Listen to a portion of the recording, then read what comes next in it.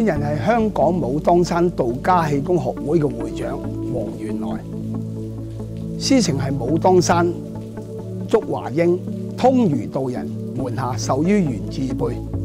氣功其實係一個呼吸嘅吐納，我哋透過呢個呼吸吐納咧，就能夠增長我哋身體嘅氣機運行。